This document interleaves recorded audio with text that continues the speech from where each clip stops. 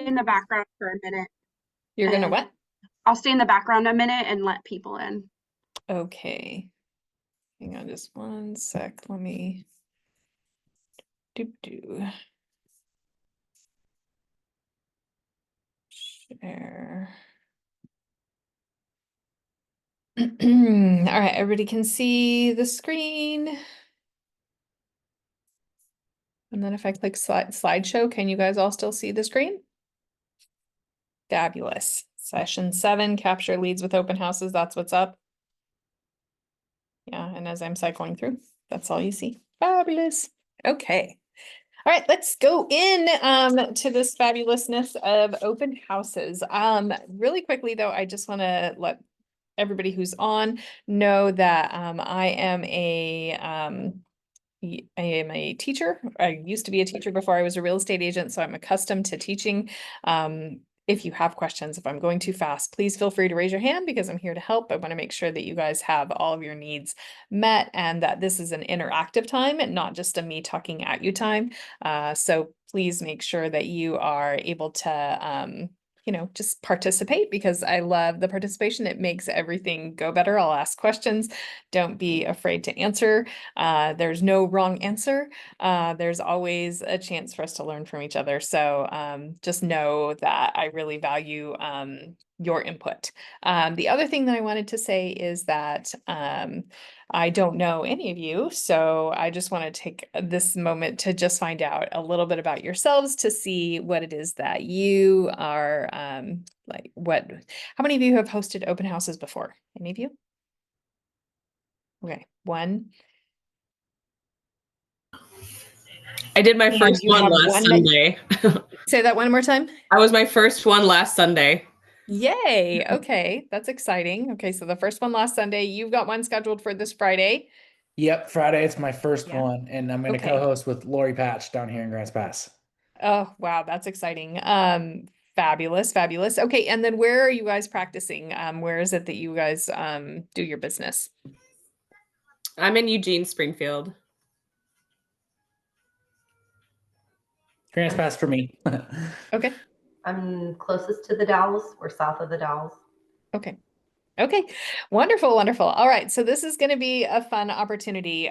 Just to give you guys a little bit of history about myself, I ended up as a newer agent focusing one of my sources of lead generation on open houses. And it turned out to be one of the best ways for me to build my business because I was put in the path of people who were really searching and looking for open houses.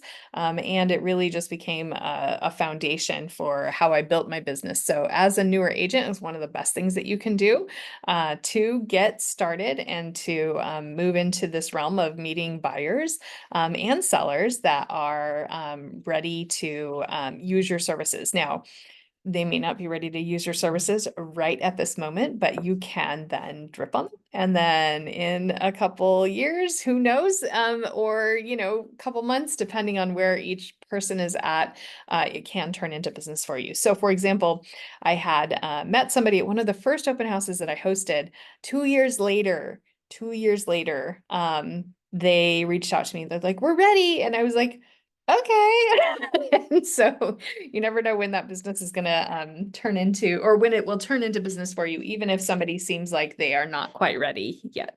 Sorry, dropped my pencil. All right, so let's go ahead and get started with capturing leads with open houses. So today we're going to cover how to capture leads with open houses, the benefits of open houses, some of the best practices, how to prepare and prospect and pursue the model. All right, so I want to make sure that you guys have a chance to feel heard. So again, please make sure that you are comfortable reaching out and letting me know if you are able to participate, because participation is really important when we're doing these things. Okay, covering open houses, here's the agenda.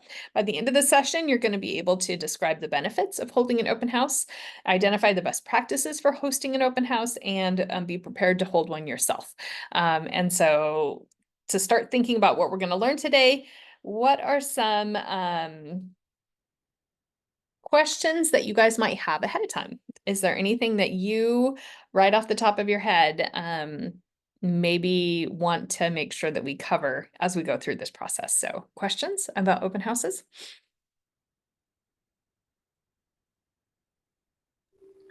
I think Jordan answered mine. When you're hosting an open house, it doesn't necessarily mean it's your listing, because I see all the emails that we get about, I'm having an open house, can anybody show it? So that's just an opportunity for you to find a unrepresented buyer, correct? And to help out the listing agent. Yeah, it's one of the ways that you are being put in the path of buyers that could be unrepresented, especially now with the NAR settlement, where in order for an agent to show a house, they have to have a signed buyer representation agreement. But open houses are those ways that people can go to an open house and they don't have to have a signed buyer representation agreement. And so we're finding that a lot of buyers are popping in to open houses that are not represented by a client yet or by an agent yet. So yeah, it's always been the case that you'll find unrepresented buyers at open houses. So it's a good way of doing that. Anybody else have any other questions before we get started? I do, about what you just said. Sorry. So why did they make it that you had to be represented? Is that just to make sure every agent didn't miss out on potential commission? Or why did they have an NAR rule about a year ago? Oh, no. Okay. So what was happening is that there was a lawsuit that took place last year, and the results of that lawsuit came out where the sellers who had hired the lawyers, that was the ones who were suing, they were suing the National Association of Realtors, and to say, hey, it's not fair that because it used to be that a seller and a seller's agent, so a listing agent, would say, what is the commission for us to sell this house? And then that selling agent would then share their commission with the buyer's agent. And so there was no communication between the buyer's agent and the buyer about what that commission would be. So that commission amount that was shared, the BAC is what it was called, the buyer agent commission, was shared on the MLS, and it was just published for agent to agent to see. It wasn't published in a public way so that the clients could see it, but an agent could go to that house and say, okay, for the BAC at this house, it's this percent. And they would be able to go and see what percent the listing agent was going to share with them of their commission. Now, what the NAR settlement said is that it wasn't fair for sellers to be paying for a competition and like for somebody to be negotiating against them. And so what it did is it decoupled the system. So what they wanted to do instead is to take the buyers to have an agreement about what their commission would be with their buyer's agent, and then have the sellers have an agreement of what their commission would be with just the seller's agent. So it decoupled the process. So that's the short answer. Gotcha. A lot of stuff to go into it. No, I was just talking to someone else about it, and I was just trying to understand it. But in the all reality, typically, or it's common to ask the seller to pay the buyer's commission. Right. And so now post NAR settlement, that whole conversation of what that commission is part of the sale agreement. It's some lines on the sale agreement. So if your buyer is asking the seller to cover their agent's commission, it can be negotiated within the sale agreement now, whereas before it wasn't. Right. Okay. And so now it's part of what you negotiate when you're there. But what stays true is the commission that you have agreed upon between you and your buyer, if you're the buyer's agent, that they are responsible for covering your commission. Now, if you as the buyer's agent can negotiate to get your commission covered by the seller, fabulous, right? Then that doesn't cost the buyer anything, but that doesn't always happen, right? And sometimes it does, sometimes it doesn't. So you just have to have that conversation ahead of time with your buyers to make sure that they are aware of what that looks like, That right? makes sense. Is So it better that they may be on the hook for paying your commission. Gotcha. It's more of a guarantee for the buyer's agent with the Yeah, you definitely have more control over what you charge as a buyer's agent. Whereas before, if a client fell in love with a house that had a commission rate that was lower than what you would normally work for, you didn't have any say in the matter, right? You just had to work for that anyway. So it gives buyer's agent equal footing to negotiate what their value is. Makes total sense. I had asked Mara about this also, and she mentioned to me that still 96% of the time was her stat that sellers Oh, yeah. paying that buyer's commission. 100%. I've got eyes on probably about a couple hundred docs in a day, right? Because I review documents for Capital City and Sunset Corridor, and there's about 300 or so agents. And so as they submit their documents, I get to see, and I would agree that most of the time it's still being covered by the sellers. So you can still negotiate that. But it is a term that is negotiable. Gotcha. So that was the big change, to make it negotiable, not one set. It was always negotiable. It was always negotiable on what a seller could negotiate with a selling agent. What was not negotiable is what the buyer's agent could expect when writing an offer for that property, because it wasn't negotiable between the buyer and the buyer's agent. Gotcha. So now the that's buyers changed. just got cut out of it, and it kind of it is what it is back Correct. before that. And in some ways, I mean, if I'm speaking frankly and honestly, it is harder for first-time homebuyers now, because now they're expected to cover their agent commission in addition to closing costs and the down Mhm. payment that they're supposed to bring to the program. So it makes it harder for first-time homebuyers if they find a property where a seller is not willing to pay that. That makes it just one more hurdle for a new like a new buyer, first-time home buyer, to get into the system. And so in some ways it was disadvantageous for those first-time home buyers. But again, the statistics and the data are out in that most sellers are very amenable for helping with that, about 96% of the time. Yeah, that's my experience and what I've seen in the whole time since it's been in place. And even the year before that, it was in place up in Washington State before that, and they had similar tracking data where it was in the 90%, where not much changed. Sellers are still covering a big portion of that. It's just now more transparent because it's now part of the sale agreement. Makes sense. Okay, so that all parties are aware of it, because the buyer before didn't even know, like, how do you get paid? Well, I don't know how. I'm not paying you. Are you sure? Right? So anyway, that was a nice little segue, because I knew we weren't going to cover that. Any other questions about that before we move back to open houses? Nope. Okay, good. All right, so next slide. Boop-a-da-boo. Next slide. Nothing else. Oh, wait, sorry. Who would like to read this quote?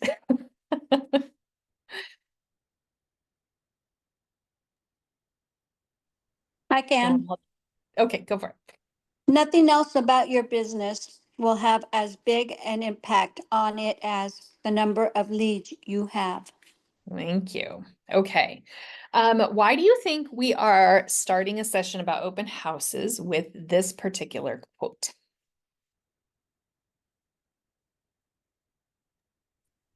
Open houses. What does that have to do with leads? Well, they're all buyers most of the time, not always, but most of the time it's a great way to get leads. Mm-hmm. True. Anyone else?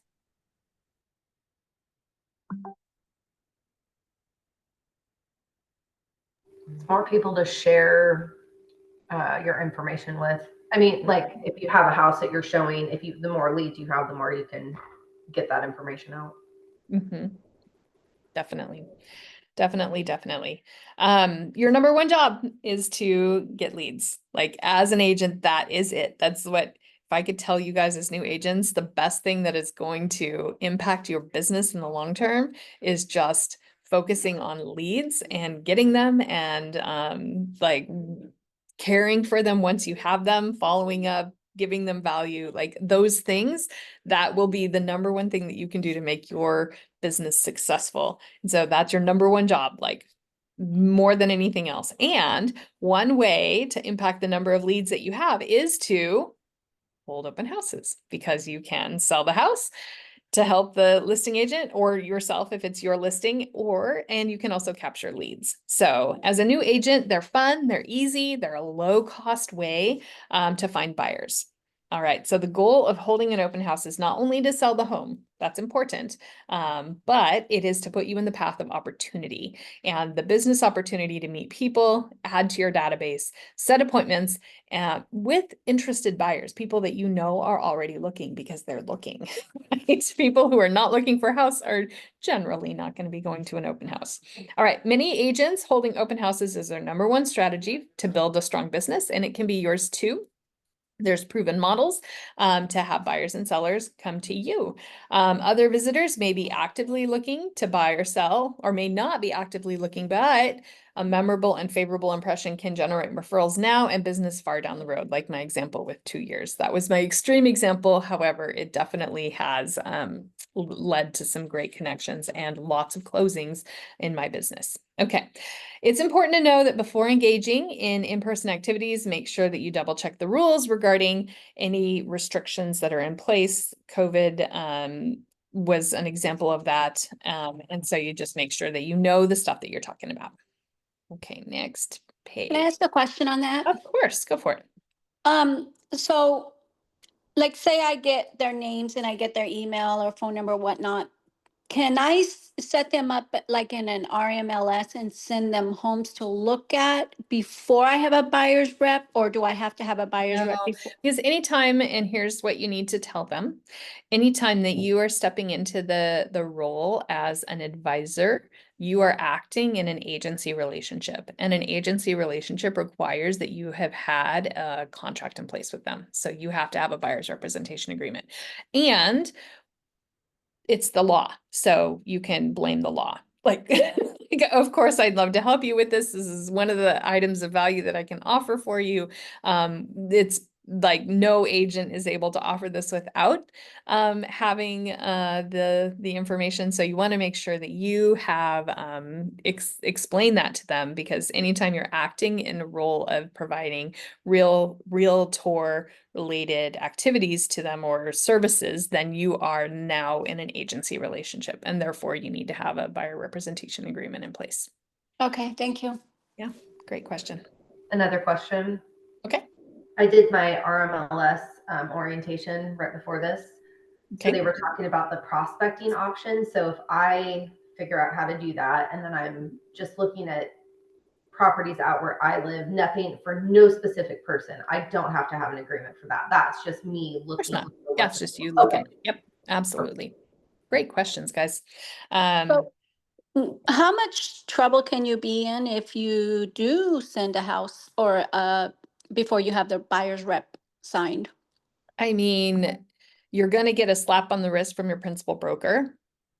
And if you get caught, it could be like a financial fine that is associated. And in some cases, I don't know what will happen, but they could, take away your license to practice. So like those are some extreme examples. Those are usually the ways that things are addressed when it comes to mistakes that you make. Usually the first step is to educate. And so we would educate. Okay. Yeah.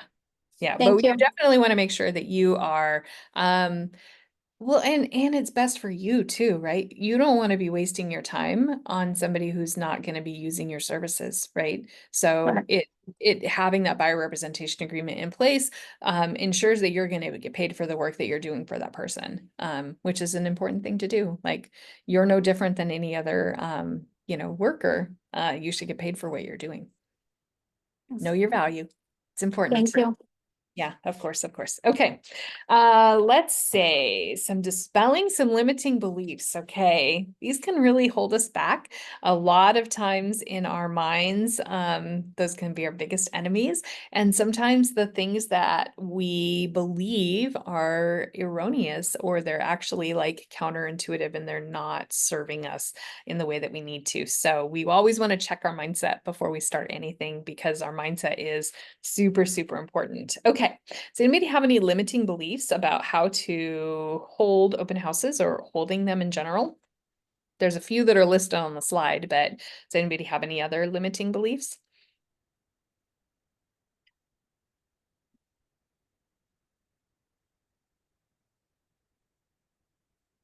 Okay, if you don't know, that's okay. We can talk about the ones that are up here. All right, so I don't have any listings to hold open. That can be a problem. What do we do about that? Anybody have any This- ideas? Yeah, you do an open house for another agent. Oh, yes. Yes. We are in a network of agents like that is huge. Like one of the values that you have it being with Keller Williams is that you have access to a whole lot of agents that are doing a whole lot of business. We're one of the biggest producing networks in the country, in the world. And so so we're going to have a lot of opportunities for you. Yep. Ask other agents for permission to hold one of their listings. What if you don't have any signs yet? Oh no, what do we do? In my case, I just was able to borrow a few from the office, but Yep. Ashley Forrest, the listing agent, did say that she has her own signs, and if she wanted, she could Mhm. let me use them. But I did see she actually put one of her signs up that weekend. So Okay, cool. Yeah, great suggestion. Ask for if there's signs that are available in the office to borrow. That's a good one. Anybody else? The signs don't have to be in our name, just the listing agent's name. They don't even have like it doesn't necessarily, it just has to have your market center name on it. Mhm. Oh, perfect. So if we don't have it, okay, that's good Yeah. to know.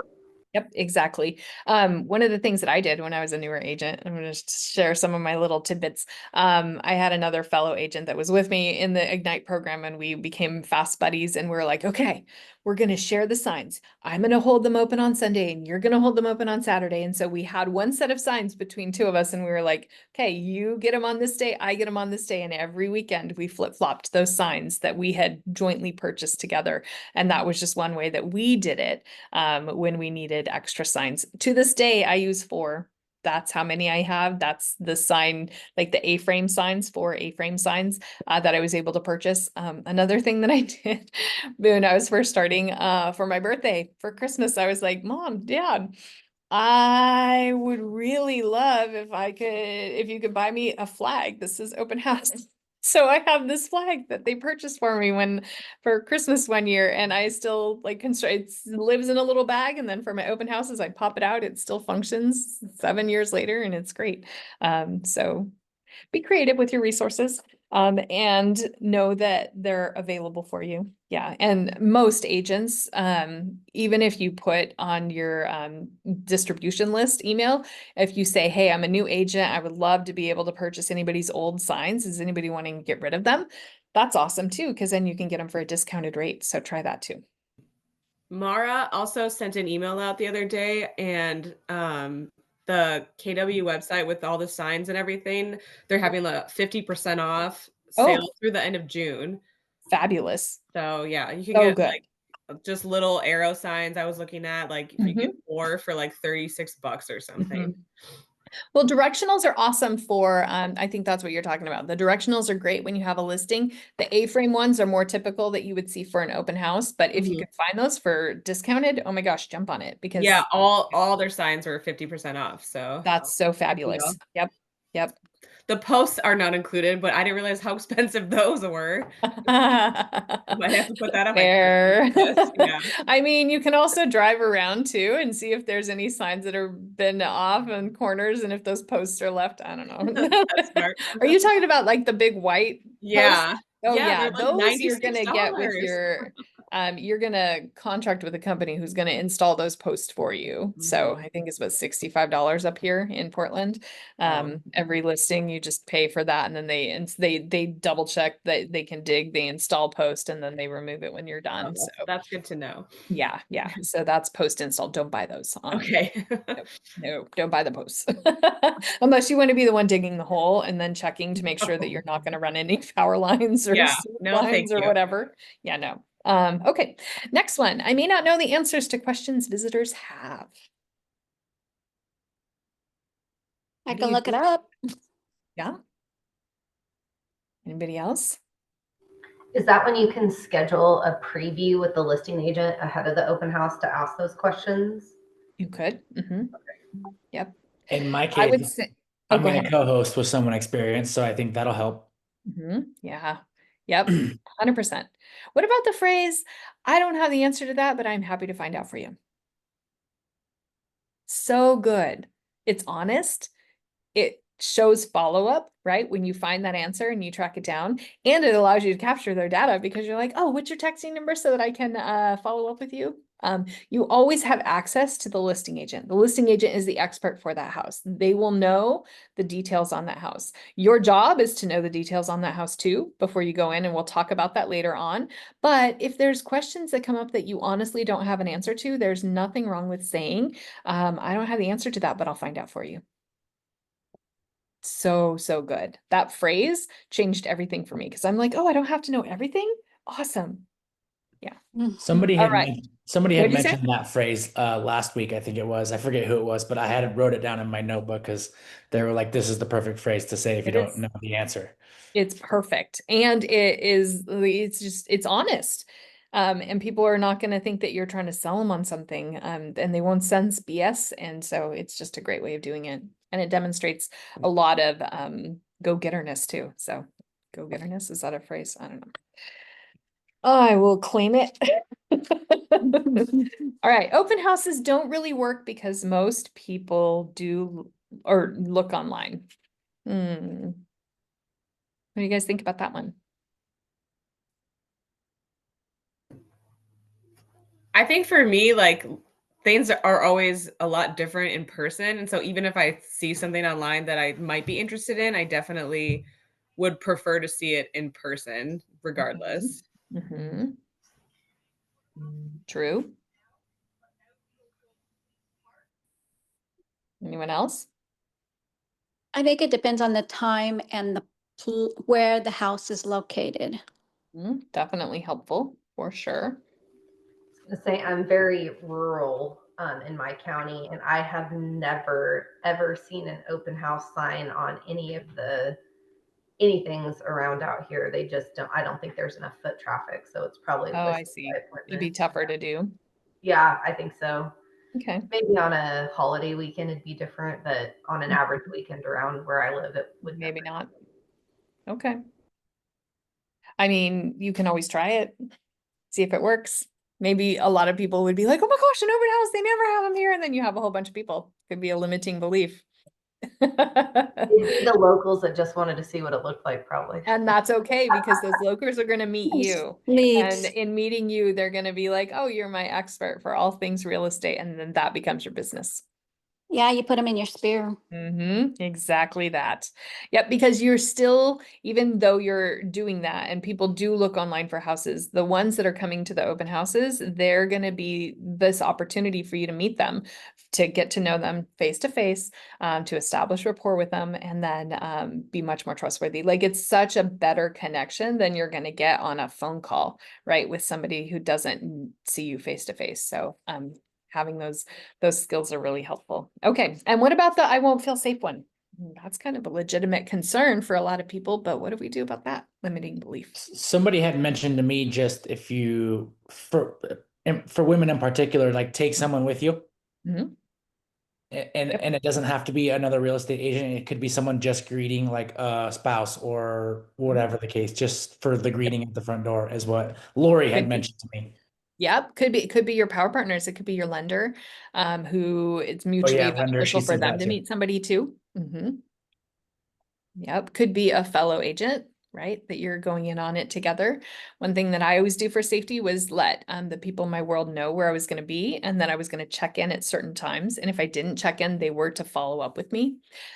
We also have a little program at the office called the Orange File. So if you call the office and you say, hey, I need that orange file, we'll know that you're in danger and we'll send the police your way. So that's another good tip. But yeah, there's a lot of ways that you can stay safe. And we'll talk about a little bit more of those in detail in just a little bit. Okay. Any other dispelling beliefs or limiting beliefs that came up when we were just talking right now that you guys want to address? No? Okay, let's move on to the next one then. Wait, where am I? This, there we go. Okay. So here we are, capturing leads with open houses. We know that the two main goals are to sell houses and to generate leads. That's it, right? Who does the open house benefit? Oh, yay, balloons. The whole team. Sorry, my computer got really excited for me. Thanks, think- computer. It's all who is involved, the buyer, the seller, the agent, and it can be whoever's doing the open house. Absolutely. Yep. For the sellers, it allows, like, what are the benefits to the sellers? They get to sell their house. High exposure, Yes. lots of potential buyers. The more people that get through that house, the higher the likelihood that it will get sold. So it's mutually beneficial for them. What about for buyers? How do they benefit? It's on their schedule and their time. Without obligation. That too. They can go in without being fully qualified, right? Some of them do. Yeah. Some of them don't even know the process, but they like to dabble their toe in the water. But it becomes a slippery slope, my friend. The more they do it, the more they're going to be like, I want to buy a house now. So we like to encourage that. It's good. We lure them in. Yep, exactly. What about the neighbors? How's it benefit them?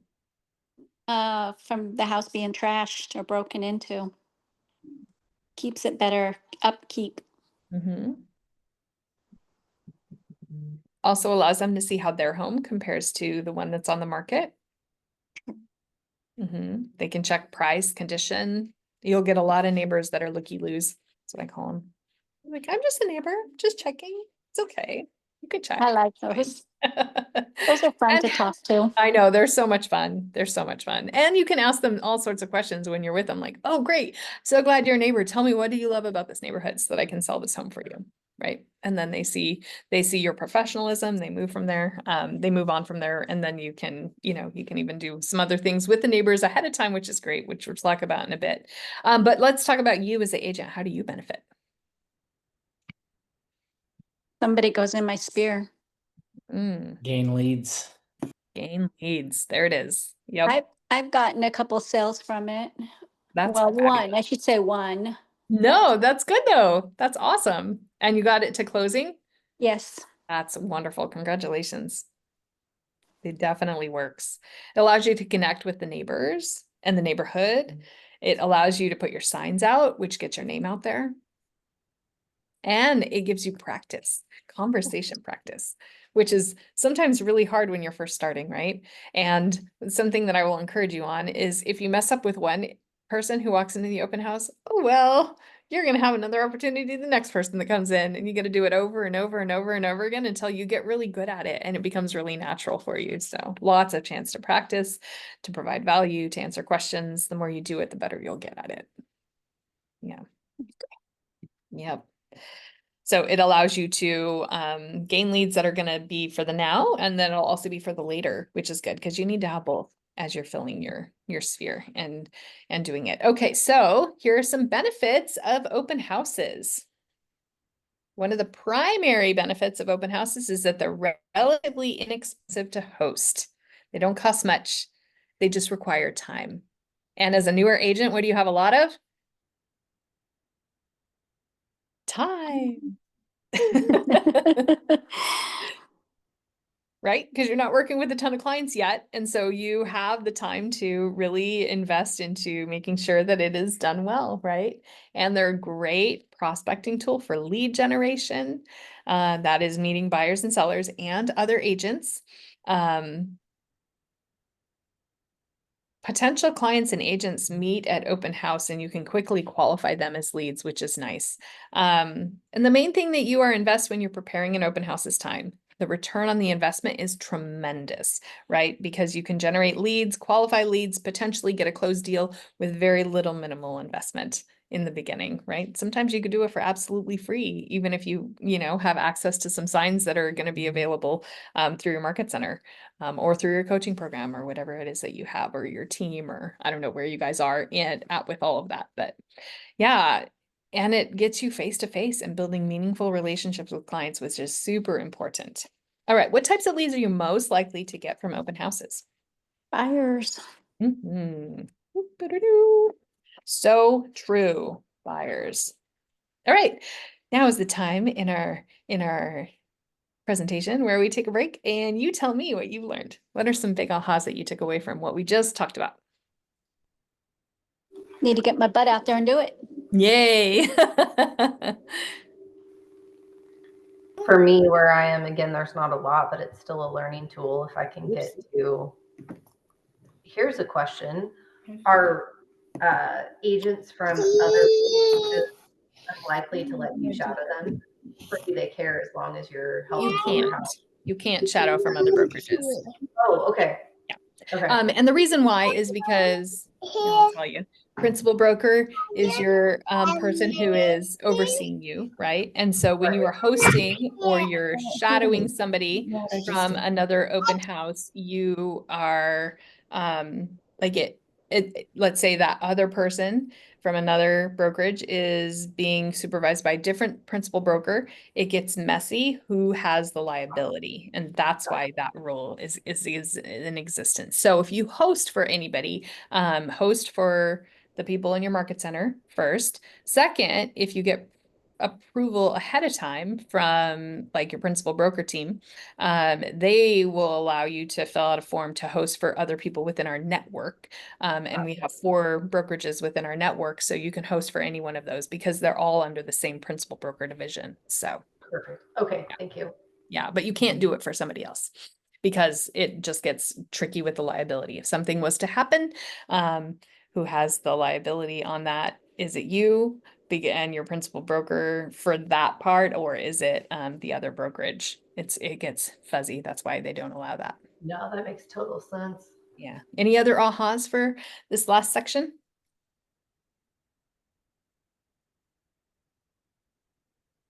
Can I ask you a question on a different, just a little bit different subject? So if they signed a buyer's rep and you switch, you're still under the same principal broker, but you switch like from one place to another. What do you mean? From one like brokerage to another? yes. Do you still have to get a new signed buyer's rep before you can send them stuff? Yep. You certainly do. And here's why, because those clients, they belong to the brokerage. Like that's the brokerage is the one that has the liability for all of the things that you're doing as an agent. You hang your license at the brokerage. So any deals, any transactions, all of that is brokerage owned. And if you move to a different brokerage, then that stays with the brokerage. Okay, so do you cancel that, or I mean, how? It would be specific to each I know that there's some cooperatives between brokerages that they're like, okay, well, if there was no like if it was a listing and that particular listing got canceled or like was not pending, a lot of times the brokerage will release that to if an agent is moving. But again, it really is agent specific and brokerage specific. So always check with your principal broker team before making any moves. So Okay, huge liability involved in that. So, okay. and we Thank hope you. that you don't make any moves away from one of our best. Like we really are an exceptional brokerage. So Well, I was on a team and now I'm no longer on the team, but I'm still with Keller Williams. gotcha. So Well, I'm trying yeah, to figure and it all that out. gets a little more hairy because you probably had a contract with that team that probably laid out what was to be done with your connections. So Mhm. you would have to double check what that contract said. And so there's things that are in play in that way too. Okay, thank you. Okay, of course. Okay, any other ahas before we move on to the next one? All right, let's go on to, we've covered why open houses are beneficial. Now let's go over some of the best practices. All right, so we're at best practice parts. Okay, so the 6 personal perspectives, specifically E to P, everything we do, it's important to be purposeful with our mindset and our actions, and open houses are no different. So set concrete and achievable goals before your open house. For example, tell yourself the goal is to add 6 people to your database. Like if that's your goal going into the open house, you're going to do everything you can to make sure that that goal is accomplished. It's important to set goals that are achievable and are going to provide and that will require a work Setting attainable and difficult goals will help you maximize your return on your investment. If you just go to an open house and you don't do anything leading up to it, during, after, then your return on your investment is going to be very little. But if you go and you're really intentional about what you're doing ahead of time, during and after, you are going to be much more successful in converting those leads into business for you. So what are some goals that could be useful to set for yourself before an open house? Let's hear some of your goals. Go knock on the Especially for you. neighbors. Oh, go ahead. Sorry. I say knock on the neighbors' doors. But what's the goal? That's an To- action. What's the to goal? make a- What are you trying to gain from that? I'm trying to gain 6 people for your spear. There you go. 6 people to add to your database from knocking on doors. Love that goal. Anybody else? To me, if you're co-hosting with someone that has a lot of experience, it's a perfect opportunity to ask them questions as they come in. So a goal to me would just to be to learn something new that you didn't know before. Great. That's awesome. A good one. That's a good one.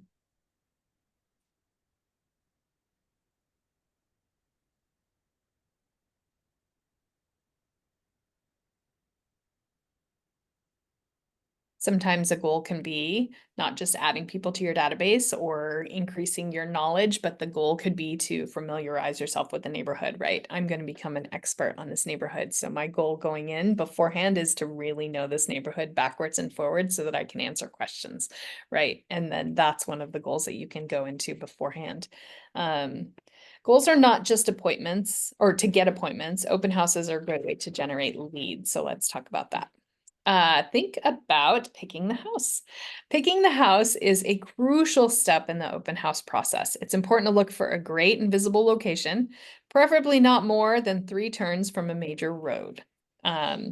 Once you've chosen the house, then get familiar with that neighborhood. You should already be doing that as a chance to connect to your market. We have a really great tool within Keller Williams. What is it? You guys know? Every week it goes out. You know what it is? Area Pro. Area Pro, that's right. Area Pro is an exceptional way for you to become an expert in the neighborhood that you are holding your open houses in. So become familiar with that tool. There's trainings that happen every week for Area Pro. Just check their check the Market Center calendar that goes out. But yes, we definitely have it at our fingertips, and it's specific for our brokerage. And so utilize it as a tool. It's really great. It makes you become a huge expert in knowing your numbers and being able to speak through those numbers with potential buyers. All right. As you prepare for an open house, you should get to know the closest shopping centers, the closest grocery stores, architecture, coffee shops. When you're choosing your house, you don't always have to pick the most expensive house on the market or the least expensive. So consider what the average sale price is in your market and in your area, and then adjust your house price on that, right? Making sure that you are picking wisely. Sometimes if you pick a house that is priced at the entry level, who are you going to meet the most at those types of homes? Entry-level house prices are going to give you entry-level buyers. And so having those first-time home buyers are going to be the ones that are going to show up there, right? Versus hosting in some of those more expensive homes. Like if you're hosting in $1 million home, you're going to have a different strategy, right? Because you're not going to meet a lot of first-time home buyers who can afford $1 million home right away. You're going to meet a different type of clientele. All right. If the goal of an open house is to generate and qualify leads, what other things should we think about before we pick the home for the open house? Parking. What? Parking. Parking. It's a good one. Not the one I was thinking of, but that's a good one. Prepare, practice. Practice. All right. Before you host your open house, prepare a list of questions you may be asked and practice your conversation starters. This is great for those of you who are on this call today. Get to know each other in the chat, like connect, because these are your people who are going to grow with you and are going through the same thing at the same time. And that can lead to a lot of collaboration, which is fabulous. Questions you might face that will test your knowledge of the market and of the things. Potential clients might ask, why is the house for sale? When the home was last renovated? If the home has any structural issues? How long has the house been on the market? What's the age of the furnace, the age of the roof, the age of the whatever? Like there's so many questions that come up from buyers, but you'll most likely get those ones. Is there an HOA? Does it have or what's the price of the HOA? Make sure that you familiarize yourself ahead of time with what the details are on that house. And if you don't have the answer, in your research, you can always ask the listing agent. What are some other questions visitors might have at an open house? Schools. It's a good one. Did you already say what property taxes are? Nope, but that's a great one too. If there's a river or flooding. Is it in a flood zone? Excellent.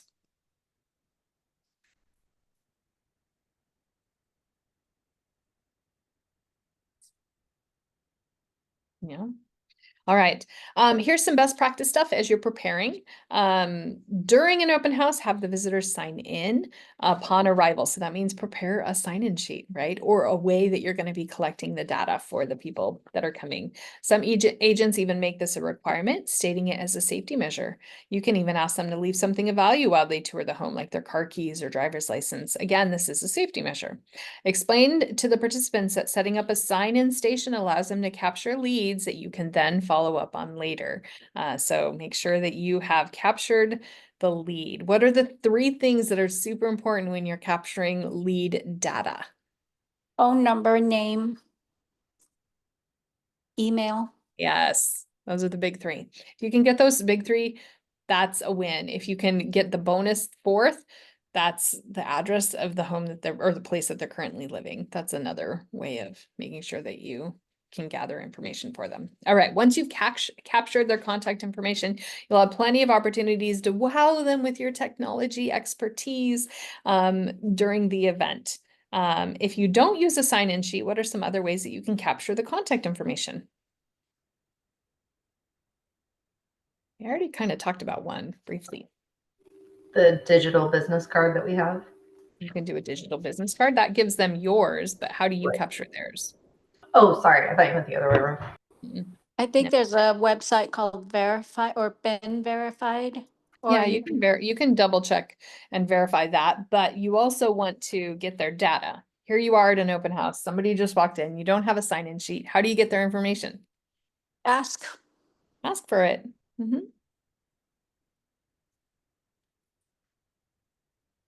Yeah.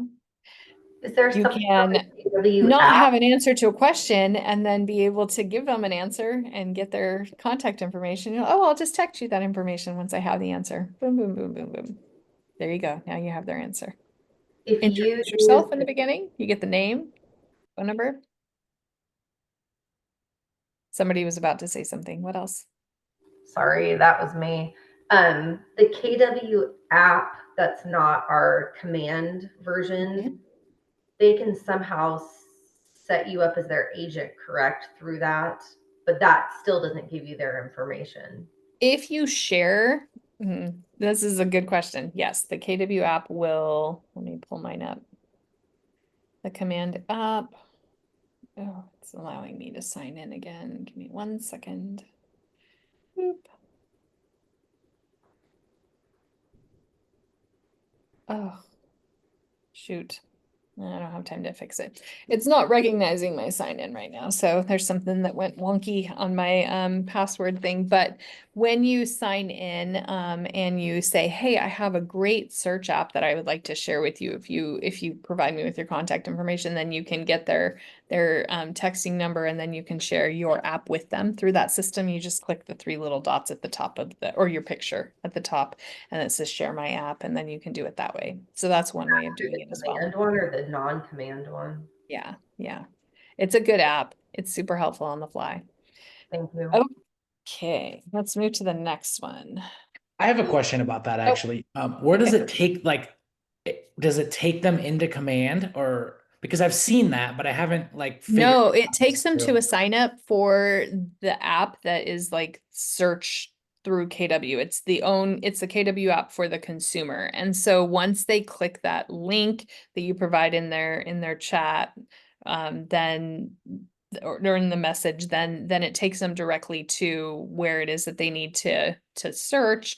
And then they have access to the app that will specifically, as soon as they heart a property and stuff, it'll alert you on your command what they're liking, and it'll add them into your database that way. So Yeah. that's the advantage.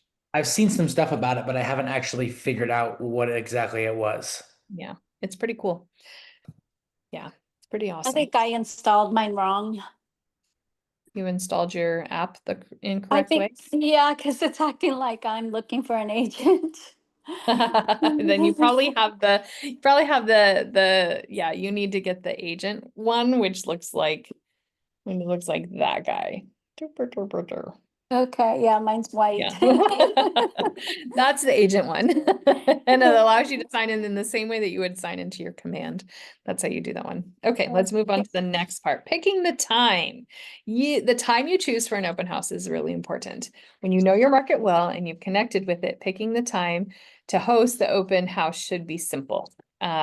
Now, sometimes the listing agents already have a time set, but sometimes you get to be creative in how you do it. Open houses have been known to work in almost any markets at all dates and all times. So knowing your market in order to drive the most traffic through your open house. The time for your open house goes hand in hand with picking a theme. If you're having an open house on a Sunday afternoon during football season, then guess what should be on the TV? Have the football game playing in the background, right? Know the games, know the scores, have the results going, right? That's just one way of doing it. A major theme of the Millionaire Real Estate Agent book is to learn from the individuals that preceded you. Like so many things have already been done and tried, and so learn from what others have done because it works.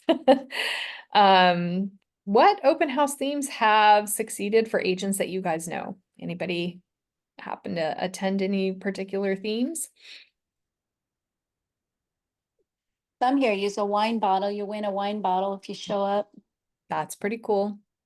I had one of the agents when I was a newbie, he had a food truck. He had an agreement with a food truck person, and he's like, I'll pay you what, $200 to be there for like 30 minutes to provide free Greek French fries to people. And if anything, in addition to that, people paid for themselves. But yeah, it was like hugely pushed.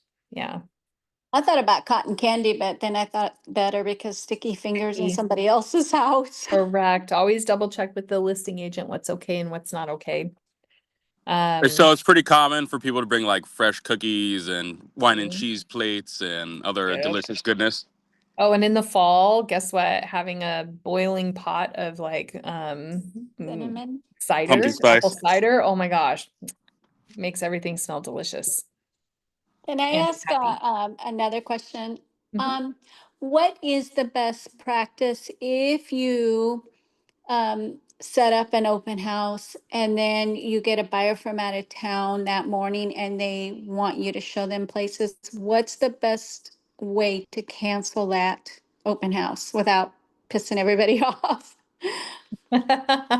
I would say try to have a backup just in case, or try to reschedule with those buyers. Say, hey, I have this appointment set from here to here because it's a commitment that you made, and I'm happy to show you right after starting it this time. Mhm.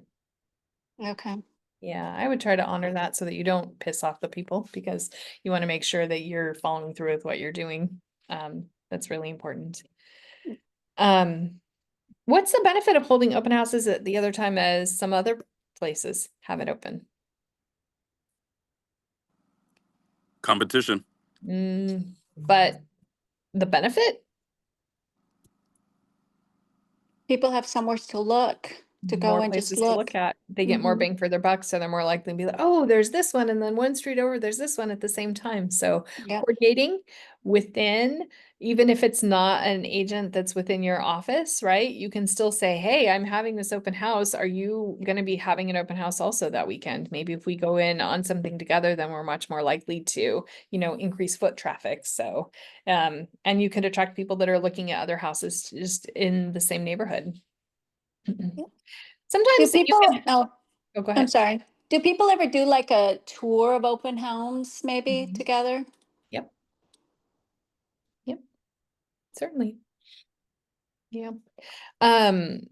It's pretty common to have open houses on a Saturday and a Sunday, sometimes in the morning, sometimes in the afternoon, sometimes both. Any other non-traditional times that you guys might have known about that an open house could be held at? I've noticed when kids are getting out of school. Ooh, good one. Especially if you're in the path of travel from that school. Mm-hmm. So good.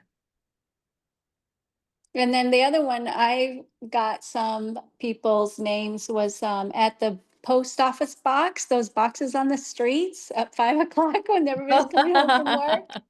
Smart, smart, smart.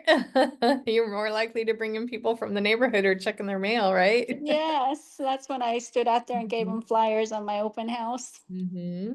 Friday night twilights are good, having those. Sometimes that's when people are off work. They're like, oh, week's over. I can now focus on doing the fun things that I want to do, looking at houses. Yeah, those are popular. If there's some sort of event that's happening in the neighborhood, having an open house at that time, really, really beneficial. I had a listing downtown. It was a condo, and there was like an event where hundreds of people walked by the street that it was on, and I was like, perfect opportunity for an open house. So had that open then. Yeah. Smart. Yeah. And it was like on a random Wednesday at 4. So it was like a very non-traditional time, but we made sure that we hit it. So it was much more traffic into there. Yeah. Okay. Let's move on to the next one, which says,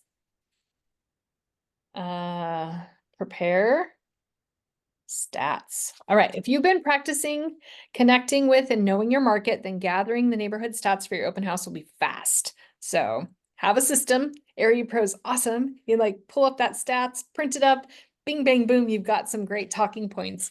It's a really good way of being an expert, even if you don't know all of the things, because it's all there laid out for you. It gives you data on how you can talk about list to sales ratio. I can't tell you how many people I work up here in Portland Metro, and we have a high tech population, so a lot of really high Cs. Those are your data driven people, and when you pull out like something like that, they're like, ooh, tell me more, shiny bells and whistles, and you can like impress them with all of your knowledge, and you're like, hey, I would be happy to send this to you every week, right? So that you can start gathering your own data and comparing, and they're like, ooh, yes, this please, and they love that stuff. So then I got data and I just sent them that information all the time, and it was great. Yeah, so knowing your market. Helpful things to know about the neighborhood before hosting are local information provided by the school district, employment information, recreation nearby, traffic and commute times. Those are all super helpful tools. Anything else that people might be coming to an open house desire to know about the neighborhood? Any other ideas?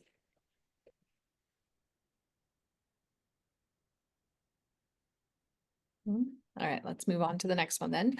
Be safe. All right. Being safe is super important. And I'm going to double check and make sure. Oh, it's not showing. Boop.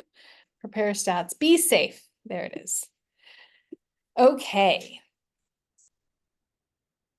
Safety is of the utmost importance. I'm going to say it again. Super, super important. Agent safety should be the top priority in hosting an open house because there is risk involved in hosting open houses. Using a buddy system can mean having another person with you at the house. In addition, you should always let someone know when and where you are and where you will be. Share your GPS location with a friend or partner or even your market center.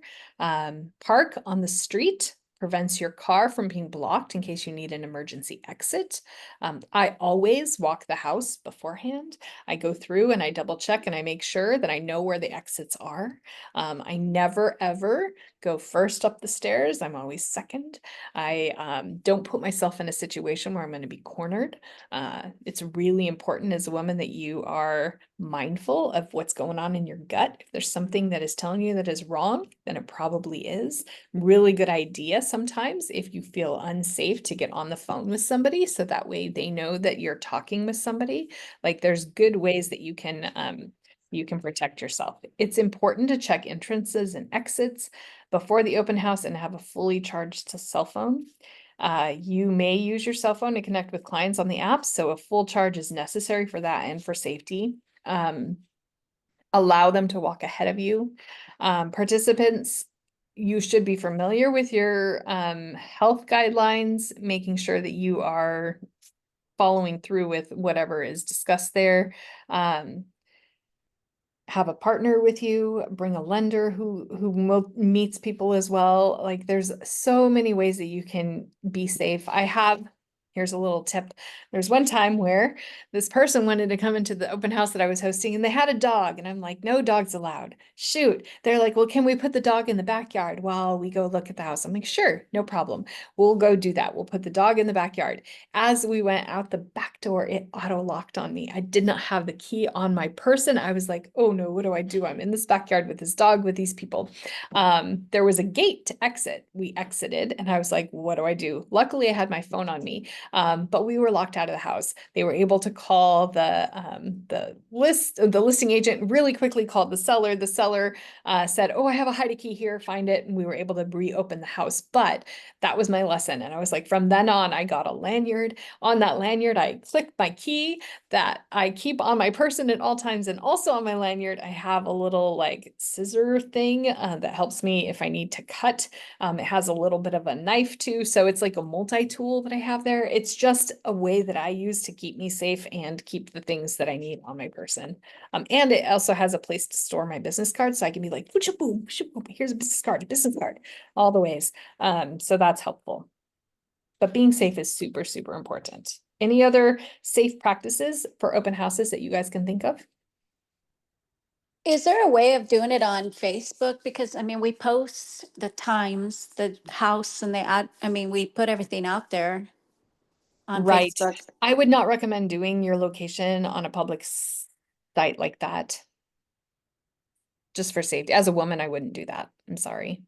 Like the house is listed as an open house, but they're not going to connect you as that person connecting with the open house. I will almost always do like a quick little thing like, hey, I'm here at this beautiful open house today at 555 or whatever. And I don't give the address. I say, just reach out to me and ping me and I'll send you my location so you can pop on by.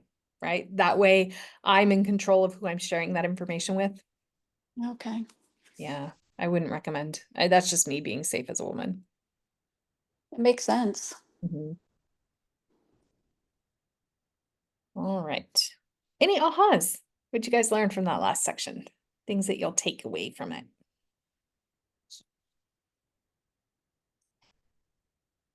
For me, it'll be being more careful because I have been posting on Facebook the open houses and the times and the address, I believe, that I've been doing. So I think that might be a little tidbit I'll take. Yeah. And that's just personal to me. I don't feel comfortable sharing it with all those strangers that are going to see it. I do want to advertise that there's an open house, and it is on all of those platforms. And you do want to advertise to your sphere of people in your world that you're active in real estate and that you're doing the things so that you can be top of mind when they need a real estate agent. But at the same time, I'm also not going to be unsafe about it. So. Any other ahas, things that you guys might have learned? Okay, well, let's move on to the next section. So here we are. We are now ready to move on to prepare, prospect, and pursue the P's. All right, anybody want to read this for me? The difference between big and really big is how you manage your time and focus. Ooh. Thanks, Gary Keller from the Millionaire Real Estate Agent book. Hope you guys all have it and are reading it because it's so good and it's foundational for your business. Yeah, so the difference between big and really big is how you manage your time and focus. Really true words. All right, so we use prepare, prospect, and pursue model to approach your open house. Those are the big threes. All right, let's start with the first one. Prepare. The goal for your open house is to get appointments with active buyers and sellers. To be at your best and achieve what you've set out for yourself takes preparation. Schedule preparation time during the week before your open house so you can ensure that you capture leads and set appointments. You'll spend more time preparing for an open house than you will be hosting the event. Let me say that again. You should spend more time preparing to host this open house than you will be at the actual open house. What does that mean? Preparing your mindset, setting high and achievable goals, removing limiting beliefs, focus on your success, believing in your success, practicing conversations, for greeting people, answering questions, capturing contact information, etc. I'm going to plug a book that I'm currently reading right now, called Exactly What to Say for Real Estate Agents. It's really good. It just has about 30 little phrases that are great for open house starter questions. So really good stuff. So highly recommend. It's called Exactly What to Say for Real Estate Agents, written by Jones, Smith, and Mackin. It's a good one. And it's quick. Like you could do one of these in a day, get really good at it, and that's your practice, right? It's just helping you get better at that. How many leads do you intend to capture? Like that should be a goal. Sometimes you can host an open house and nobody shows. That's hard. Darn. But if you had a goal that you're going to have an open house and you're going to get 6 people into your database, and let's say that first open house that you hosted didn't work, that means you have another open house. And then that next time you're going to be shooting for a little bit more than 6, right? So that you hit that goal by the end of the month. Sometimes some things are out of your control, but the things that you can control, you can focus on. Yeah. How many appointments do you want to get from your next open house? Converting them into appointments. You should really be shooting for that, because appointments are what's going to lead you to converting them into business instead of just being somebody you met at an open house. All right. Next, a week before the open house preparation. So after you've done all the hard work, like picking your open house, know the next few steps will involve maximizing potential client traffic at your open house. A lot of this is going to involve posting online in the days leading up to the open house. 93% of buyers use a website to find a house, so go where the people are, post online about your open house. Let's see, double check you're doing everything in a TCPA friendly way, that you're not calling and reaching out to people that are on that list, because you want to make sure that you have that you don't get fined. You can get a lot of good information from neighbors. So door knocking ahead of the open house is so important. So if the open house is scheduled for Saturday, you should be door knocking on Thursday or Wednesday, right? Going out and introducing yourself to the neighbors around, saying, hey, this is Stacy. I'm going to be hosting an open house on Saturday from 1 to 3, but I'm going to hold it open the half an hour ahead of time for neighbors to come and take a look. I want you to come and see. This is specifically for you guys. It's going to be held open early. Would love to have you come in. And just so that you know, like, you might be curious about what some of the neighborhood stats and data are. I wanted to provide this little flyer, your area pro flyer that you've already printed out that has your name on the bottom. But I just wanted to let you have this information, and you can reach out. Here's my contact information on the bottom, or better yet, if you'd like to receive one of these every week, I'm happy to send that to you. Do I have your permission to email that to you? What's your email address? Like boom, boom, boom. Like those are the types of conversations that you should be having ahead of time with those neighbors, because those neighbors are going to see that you're, number one, a go-getter. You're being proactive, not reactive. You're working really hard already to get the business. You're providing value, and you will most likely get a good return on. This is why having that time and having the time to do that door knocking will really lead to better results for you in the future. So it's a good one. The other thing that you can do is ask the neighbors, like, what do you love about this neighborhood? That's a really good way of checking with the neighbors too. So select the house, post online. Wednesday, post again, install yard signs. Thursday, post again, invite your database. Friday, post online, prepare the market stats, print flyers, door knock, get ready to go. They said Friday. I like doing it on Thursday, but that's okay. All right. Some things clients intend to know when they come to your open house. Clients like to know their market. Like, what's going on in the market? You're going to get that question quite a bit, and knowing things will really help you. So people come to the open house intend to know the community and the neighborhood information. Remember, they are buying a lifestyle. So be a community service real estate expert by knowing your market and become familiar with that neighborhood. Learn the name of the park down the street and any popular restaurants in the area. Study the neighborhood history. Explore any of those apps that are going to lead the lead generation. I also will pull up other comps in the neighborhood. So that way I am aware if they're like, oh yeah, what about the house down the street? You're like, oh yeah, that one's been on the market for like 5 weeks. It's probably overpriced, but I'm happy to show it to you if you want to take a look. Like we can get some things in place for you there. So you can definitely have a plan of strategy for knowing what other houses are out there. And another great thing to have is like that list of homes that are like that home, similar price, similar square footage, similar neighborhood, but aren't that home. So that way, if that house isn't a fit, you have other options that you're like, oh, have you toured this one, or this one? Oh, you haven't? Oh, I'm happy to arrange a buyer tour for you. Let's set something up so that way we can get a buyer representation agreement in play. And then I can take you out to show these other homes for you.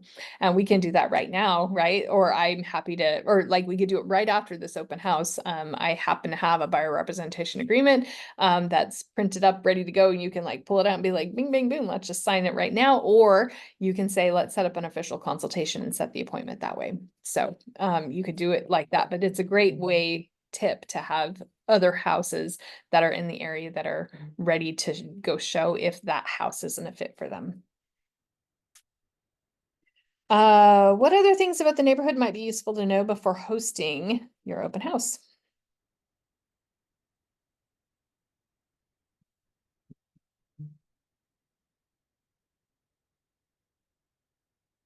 Recreation for the area?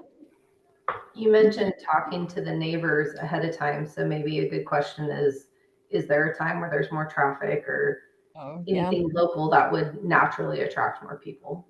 Yep, for sure. Definitely. Something convenient to the neighborhood that you live in, like are there little walking trails or something that people may want to know about? Yeah, really beneficial. All right, other ways to prepare. All right, clients like to know financial and mortgage information is also something visitors might ask about. So, you guys all know about Keller Mortgage? Anyone? Keller Mortgage? Well, it's actually Keller Home Loans now. But it is an in-house brokerage that has this exclusive agreement for Keller Williams agents. And they have some really great things available for you. Community and neighborhood information, relocation information, mortgage information. We have a really great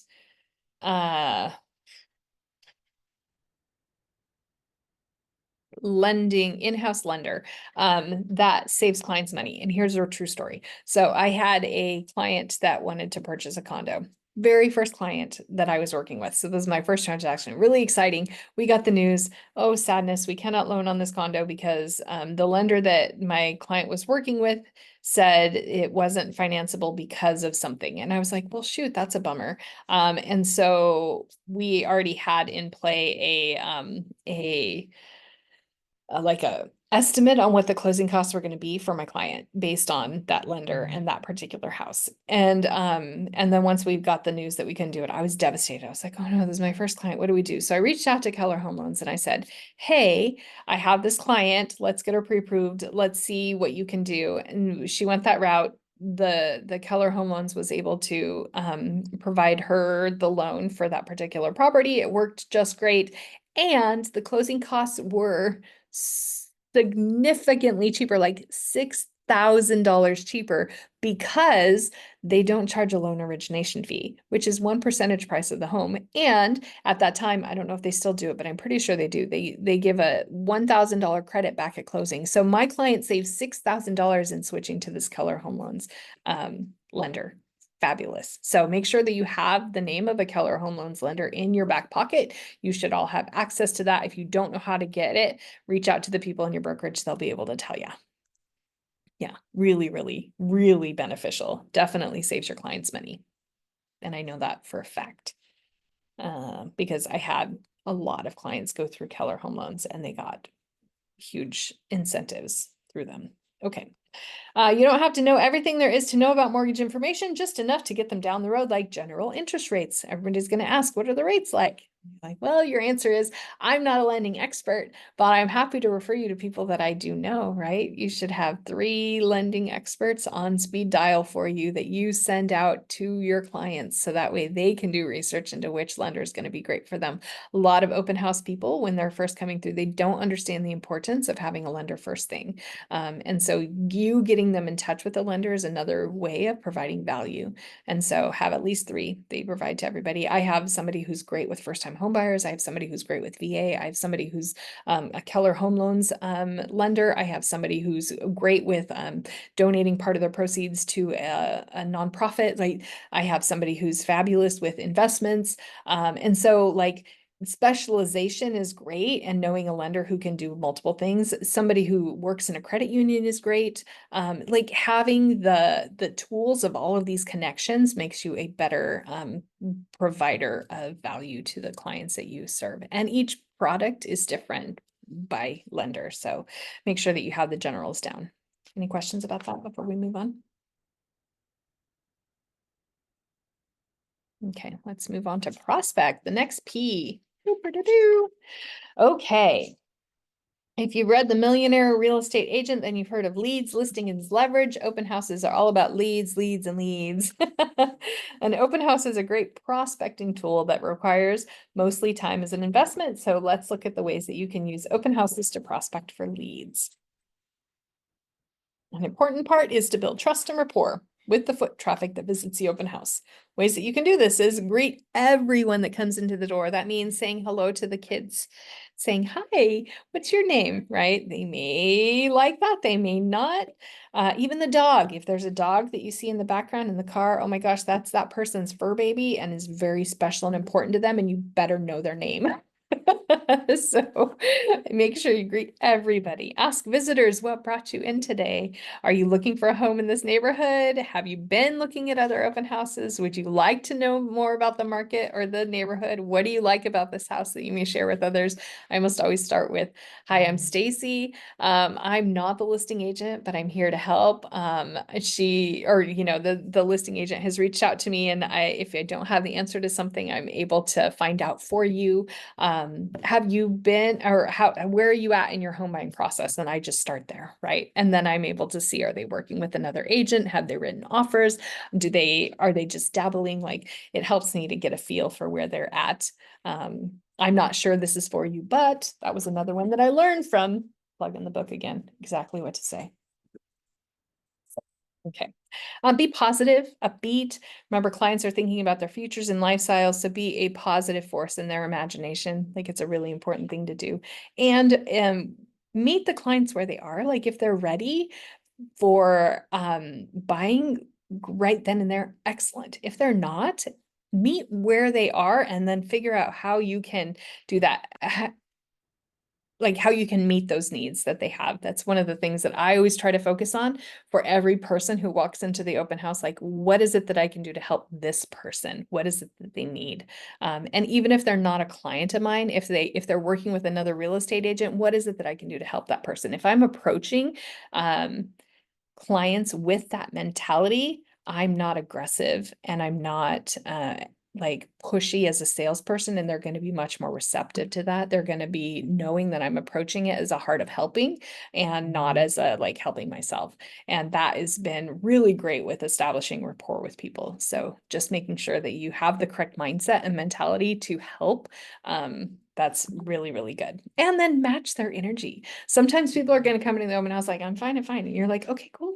Just let you wander around. Just let me know if you have any questions. I'll be here sitting in the kitchen waiting for you, right? Some people are like, oh my gosh, I need to blah, blah, blah. And then you can match their energy. Like, it's called mirror and matching, and it's really important. That, and if you know anything about the disc profile, that is another way of figuring out what makes people tick. Like you should be able to tell right away those people that are motivated by how they feel in a space. Like, oh my gosh, this house feels so warm and cozy. Like right away, you know that that's going to be important to them. Other people are going to enter a house and they're going to be like, so tell me about some of the market stats and data. And then you're like, boom, I got you, right? And so just mirroring and matching what it is that they need to know is going to make you a better agent to convert into long-term prospects. Okay. Build trust and rapport. Here we are, providing value. During an open house, it's important to demonstrate and provide value. You can do this several ways, and the most obvious is to know your numbers. When you get to the day of the open house, make sure you know your stats, that of the team and your market center. Know your market stats. How many days has a house been on the market? The price, the number of houses sold in that neighborhood, and for what price? Again, Area Pro is great for that. Understand personality types, conversation styles. Did they engage with you? Mirror them, match their interest. What are some things that you can offer when they come to an open house? Anyone?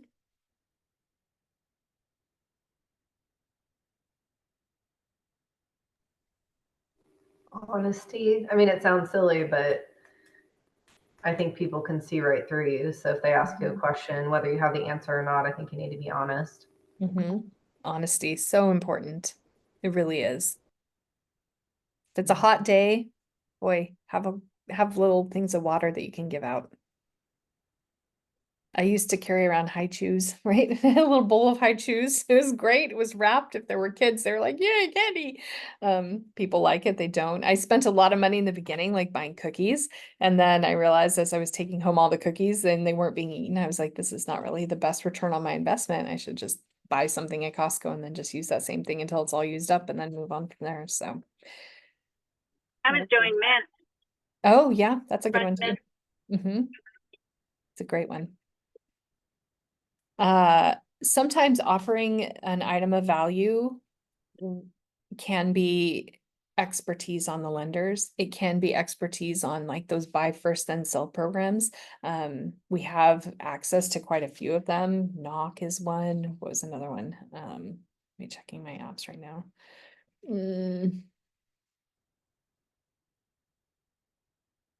No, I can't remember, right? There was a new one that just happened that I don't remember the name of, but those buy first then sell programs are great for anybody who wants to remove the worry of like what to do if they own a house currently and they don't want to go through the hassle of like selling that house first. Those are great programs to have. So having a couple printouts of that is great. Printing up the RMLS is a great thing to do. You can offer that. What? The list that you were talking about, having different vendors for different types of people. Do you ever provide that list, like have it pre-typed out? I say that I'm able to send it to them via email or text. Because then you get their information. Because I capture their data, then I'm able to follow up. Yeah.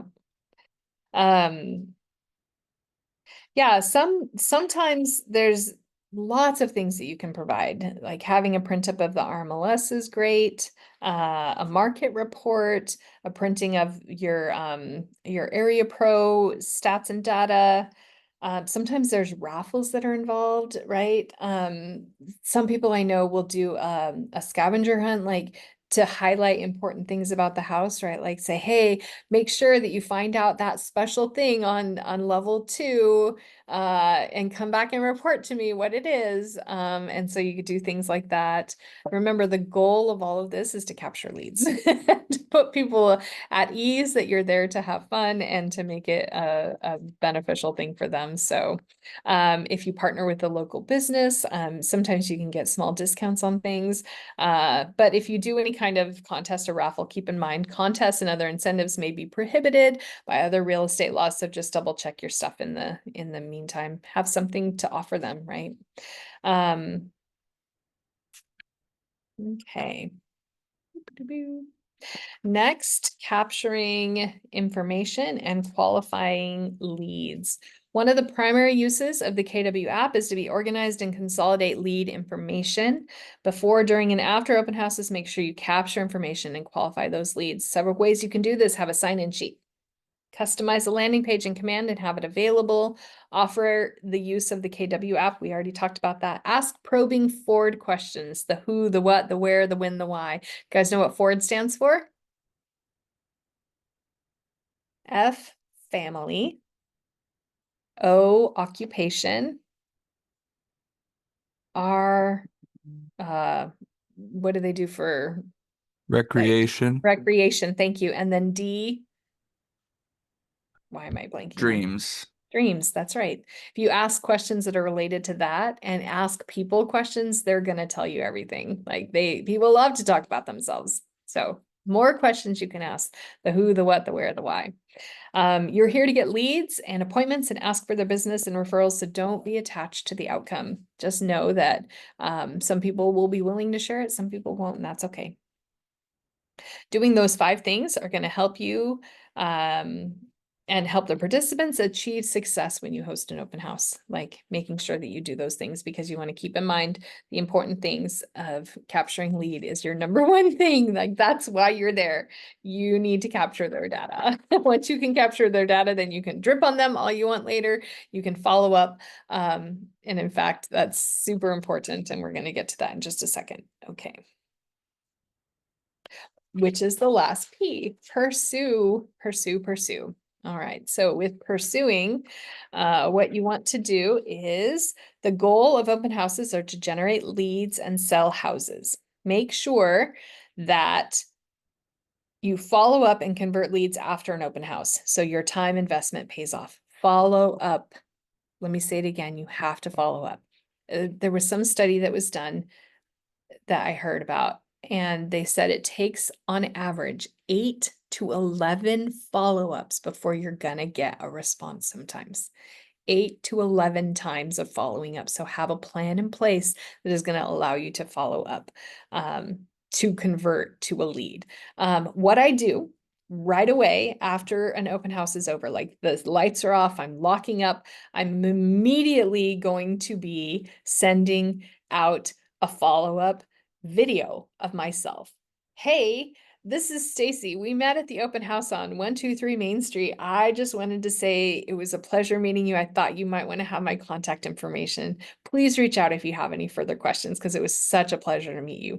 Quick little snippet, send it, bing, bing, boom. Then they have a face to a name, and then they're able to make sure that they have that follow-up. So those people that you gathered their contact information with, that's the first thing that you're doing when the open house is done. You follow up right away, like immediately that day, within the hour even. Like, don't lose that opportunity to be top of mind. And then you're going to put them on a smart plan, which is full of open house information, and you're going to follow up with them again and again and again and again and again, 8 to 11 times until you're converting them into a lead. And those follow-ups can be emails, calls, texts, different things. But the first important one is that day.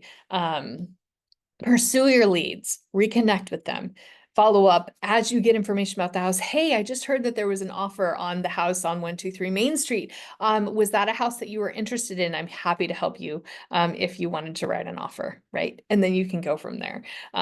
Or I found a house that is just like that one, but it had the thing that you were looking for, because you found that out when you were asking questions about the house, when you asked for feedback from them. And then you can follow up that way.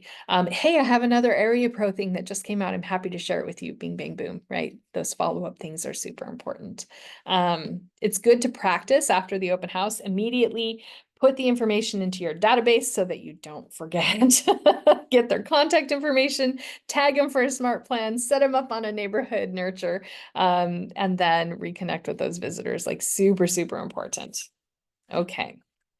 So those are prepare, prospect, and pursue. Now let's talk about planning an open house.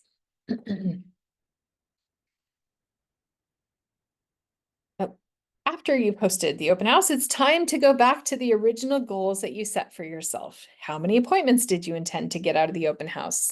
How many did you end up with? Would you consider your open house a success? What would you change? What would you learn? Oh, I wish I would have done this a little bit differently. That could have turned out to a different outcome. Like, be a constant learner about that. So that way you're prepared and ready for the next open house.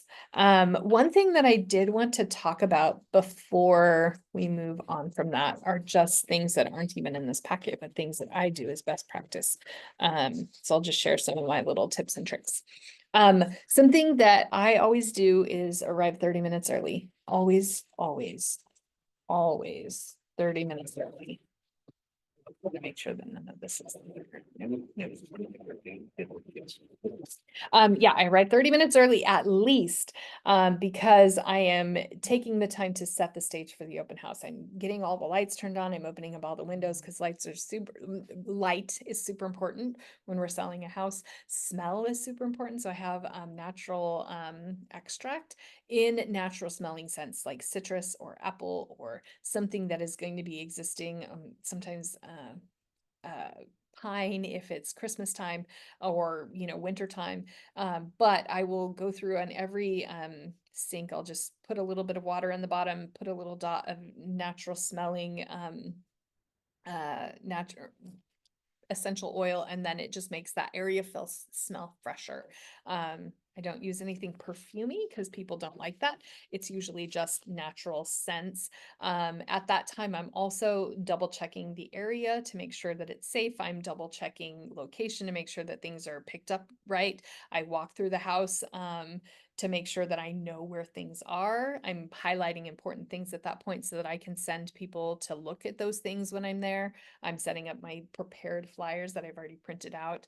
And then I open up my phone and I start an email to the listing agent and I say on that email, thanks for letting me host the open house, blah, blah, blah. Here's the people who were through or how many parties through. Here's what they loved. Here's what they didn't love. Here's their feedback. And here's who you can follow up with. And I just have this little template that's the same every time. That way, as people are coming through the open house, I'm like, let's say one party comes through, they leave, I ask, what'd you think about the house? And I find information from them. I can immediately fill that into my little templated email. And then at the very end of my open house, when I'm done, lights off, I hit send to the listing agent. They get immediate feedback from all the people that came through. So it's a really good way of making sure you do that. In fact, you want to make sure that within the hour, you provide your listing agent with feedback of what happened at your open house. So make sure that you do that ahead of time. The other thing that I almost always do is making sure that I have enough things printed up that I can distribute with my sign-in sheet and also the things that I'm going to be handing out as far as packets of information. Some people like having an MLS. Well, it's awfully embarrassing to run out of those. So make sure you have them. There's one open house I hosted during COVID, guys, and I kid you not, there were 48 parties through. 48 groups of people came through this one open house during COVID. And I was like, oh, I'd only printed for 25. So I was like, not prepared. And I don't know why that house was as bonkers as it was, but I got a lead out of it, which turned into a client, which then referred me their daughter, who was also a client. So I got 2 closes out of that one particular open house. It just works really well. Okay. Those are the things that I do. And I have an open house bag. My open house bag goes with me for every open house. It has things in there like, the scissors, just in case I need to cut anything off of a sign. Sometimes the listing agent will be like, hey, we have this open house flyer hanging on there. Can you cut it off when you're done? Sure thing. Will you take the trash out when you're done? Sure thing. Like there's all sorts of things that listing agents might request of you when you're hosting an open house. In my bag, I also have toilet paper because you never know. A roll of paper towels. I have some wipes. I have a little like mini broom and brush. I have extra pens.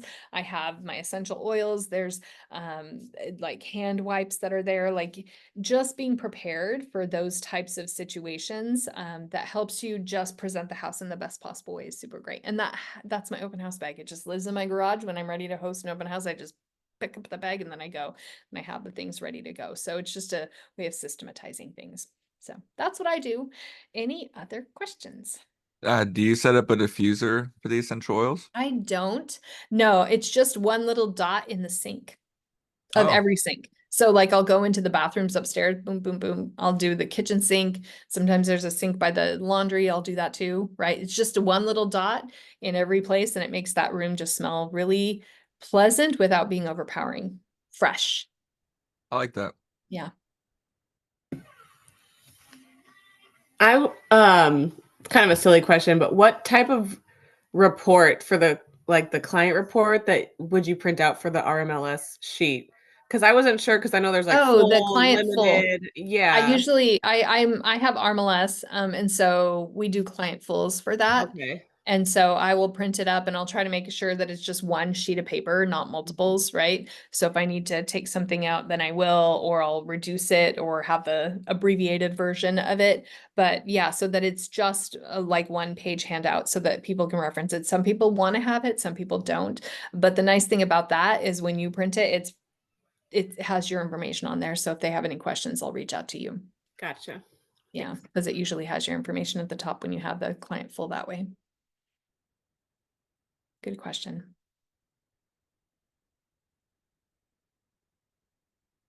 Any other questions? Or things that you might have learned? Things that you want to learn? Any ahas, things you did learn? Hopefully a lot. Hopefully you feel more confident and you're ready to go.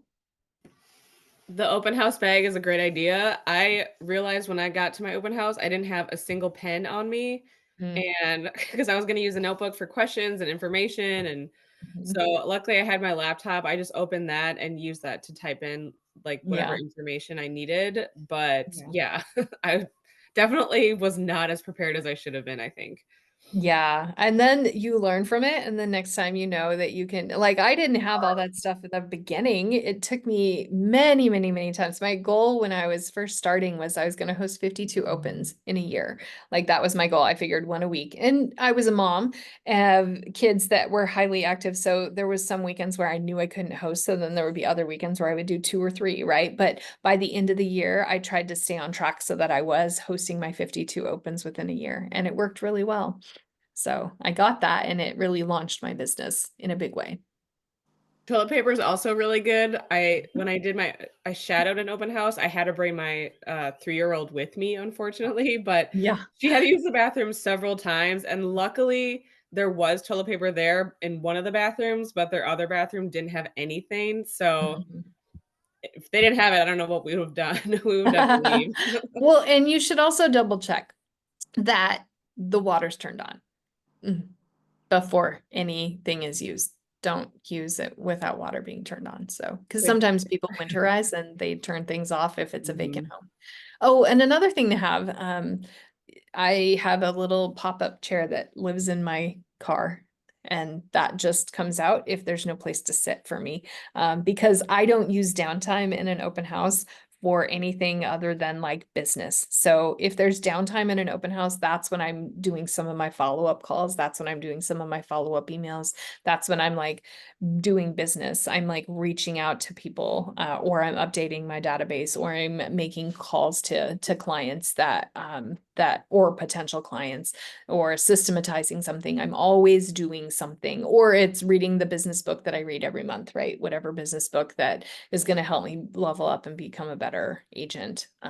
I'll read that in between time, but it's never downtime. You never go to an open house and then just sit. Like you always want to be using that time to be building your business, because it's like, consider it like on the clock time for you. Yeah, and you have to follow up 8 to 11 times with people, so you will have no excuse to not follow up, especially if it gets slow. In terms of acquiring an open house, I know you said contact the listing agent. Can it be an interagency relationship? Like say, no, it has to be And within I Keller talked Williams. about that a little bit at the beginning. Okay. It's because of the liability and the oversight. So it can be somebody within your XBN network at Keller Williams, so any of the 4 market centers that we have, but it can't be other market centers because of the liability. It's just too risky. Okay, so Keller Williams only for that. Keller Williams XBN only. Okay, thank you so much. Yeah, good question.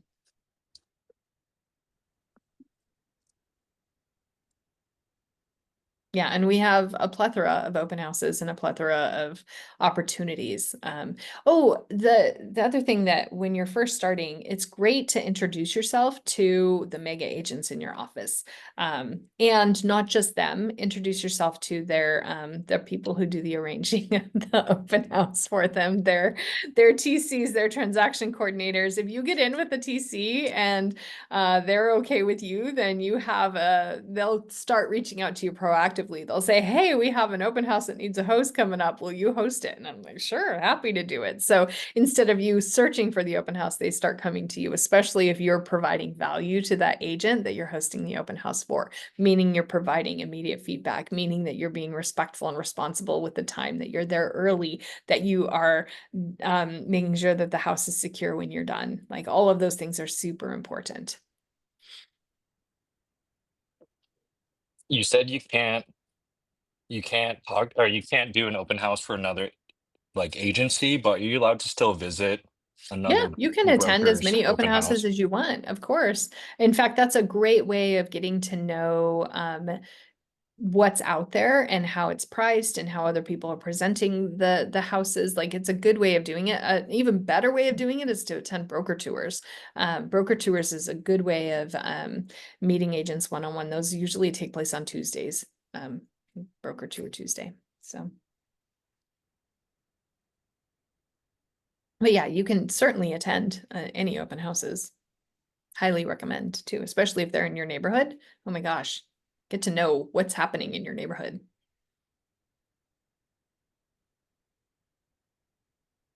Yeah, good questions. Anybody else?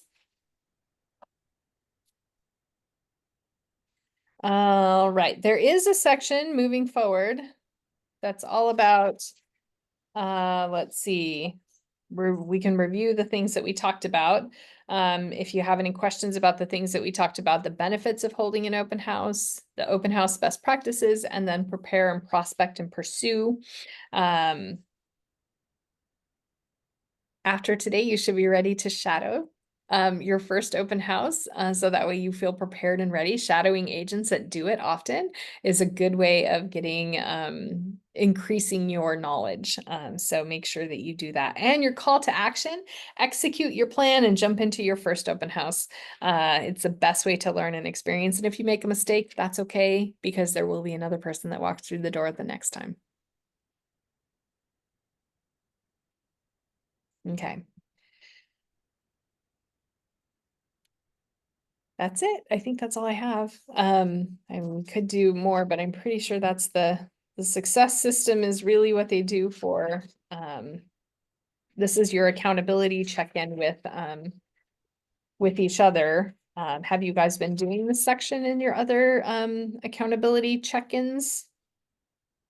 This one, the daily success system. Have you guys talked about that? 20 minutes, you should be role-playing with a partner.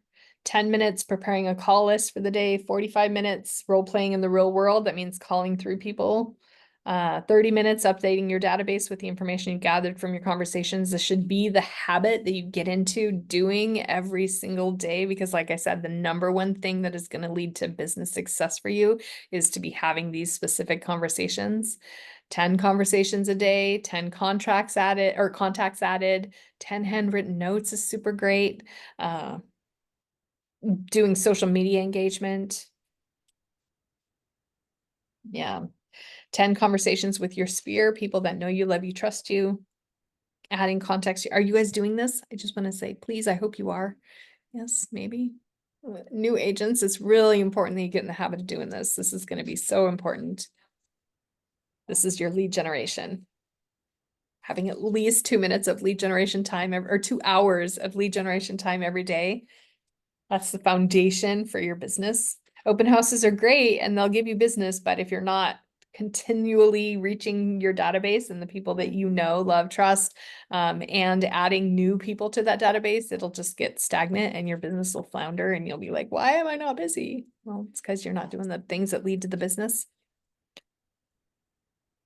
All right. Also be careful if there is a do not call list. You should all like sign up for the TCPA do not call list. So that way, as you are looking at a number, you can scrub it ahead of time to see if it's somebody that you can call or not. That's one reason why having a sign-in sheet is really great for open houses. If you're having them sign in, then they're kind of consenting to, or they are consenting to you giving them information to follow up on if that's on that sign-in sheet somewhere. Yeah. Need to say anything in particular to that effect? What? Does that say something to that effect that they're giving you permission? Yeah, you can have that little like asterisk down at the bottom of your little sign-in sheet. Mm-hmm. Does Keller Williams have a sign-in sheet that you can print? Oh, that's a good question. I have not seen one. I made the one that I have, and mine doesn't have that because I usually will get their consent when I am having a conversation with them, and then we'll send them an email or send them a text like, is it okay if like I'll personally ask them right then and there, is it okay that I send you a text following up with this? Mm-hmm. Then I get their consent that way. And then if anybody ever tells you to stop, cease and desist, or they'll reach out and you'll get fined, and they're pretty hefty. All right, engage in every conversation in the spirit of contribution. How can I help you? And people are happy to be in relationship with me. Like, you are providing them value, and that is good for you and it's good for them. So that is getting your mindset right. And then you role play, and we would usually role play for 20 minutes, but we only have a couple minutes left. So with that, I think I'm going to say goodbye, unless anybody else has any other questions that you would like to ask. I had one that I messaged you. I don't know if anybody else Oh, wants to I did not see the message. I'm sorry. Yeah, I didn't know if it was just better you and me Oh, after. there were quite a bit of things in the chat. I'm sorry, guys. Hosting an open house doesn't always mean it's your listing. Correct. Gotta see before you buy. Yes, I'm getting off a little early. Oh, okay. Great point. After class, can you walk me through the app, how to send someone your link like you recommended? I can certainly try to do that. I just remember somebody from Tidal, I asked her for some marketing materials. Yes, Homebook is great. Homebooks are great. They usually provide them free for listing agents, although you can also get a little QR code that they'll, I have one right here. Okay. Like this, they'll usually create this little thing for you, and then you can take that with you to the open house. Yeah. Great question. All right. And then the how to walk someone through the link you mentioned. Let me see if I can sign You in. said it was in the app if you clicked on something and I know. Let me pull up my. Mm-hmm. Oh, so cute. Where did my thing go? I wasn't logged in when you were talking about it, so I missed it. That's okay. Let me stop sharing my screen and start. Are you guys, what are you seeing on the screen right now? Anything? Okay. So, PowerPoint. Oh, just the setup. PowerPoint. Okay. So I want to stop share. How do I stop share?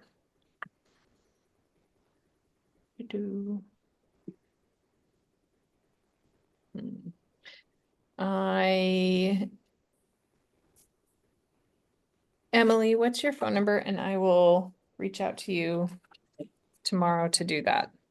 Okay, I'll send you. I was going to send you an email, so I'll just give you my phone number and that. Okay, sounds good.